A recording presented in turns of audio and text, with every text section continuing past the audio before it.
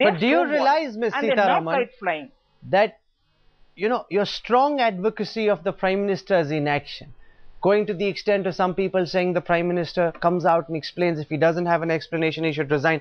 All of this flies in the face of facts. The charges against B.S. Yediyurappa in Karnataka are as serious, if not more serious, than the charges against the government in Maharashtra.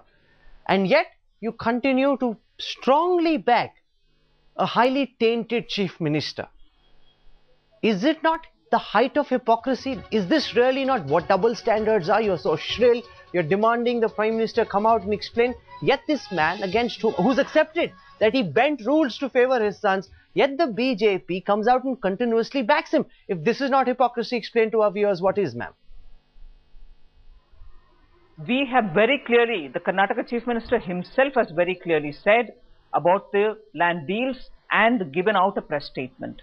Subsequent to which, today the cabinet there has already stated that there is a judicial inquiry that they're going to constitute. So to compare Kargil war widows' properties being usurped by the Congress through the Chief Minister, and this is absolutely unfair, that did not even have a whisper of an inquiry. And but for the nation's outrage, Ashok Chavan would not have come out.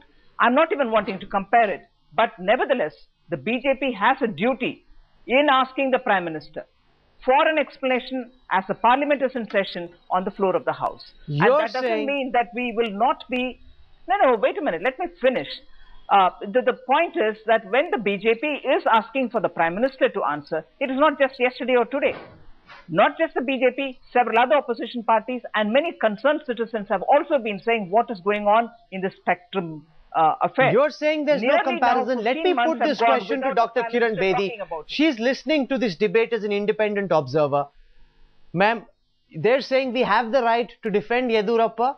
We also have the right to question the Prime Minister. They're saying this has got nothing to do, because the allegations against Mr. Chavan were the same, that he gave preferential allotment to his relatives. The allegations against Mr. Yediyurappa is exactly the same. In fact, the quantum of the scam is much more. Yet the BJP says there is nothing wrong in their defense of Yediyurappa. Do you believe the BJP is being hypocritical and this is double standards? Absolutely. I think we as citizens are seeing a big tamasha.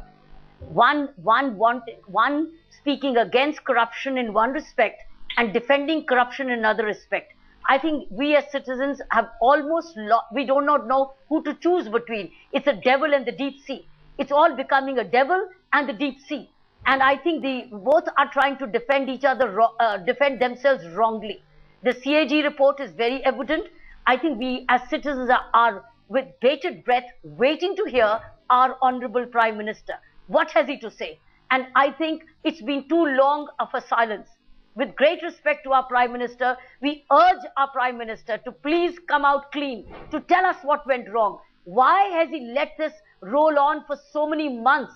The newspapers actually have been giving information one after the other. I think if one is sensitive enough, which we know our Prime Minister is sensitive, it needs to put us on alert. Today, the media is giving more information than any agency also does. And there's so much of information of what's going wrong with the government that anybody who's sensitive as a leader or sensitive or responsible for running the country, whether it's a cabinet minister or the Prime Minister, would ask for an explanation right away. Oh, and with letters being written, how can you remain silent? And you cannot get away. You cannot get away by saying, I wrote to you, but you did not do it. The responsibility squarely rests on you if one is worth being a leader.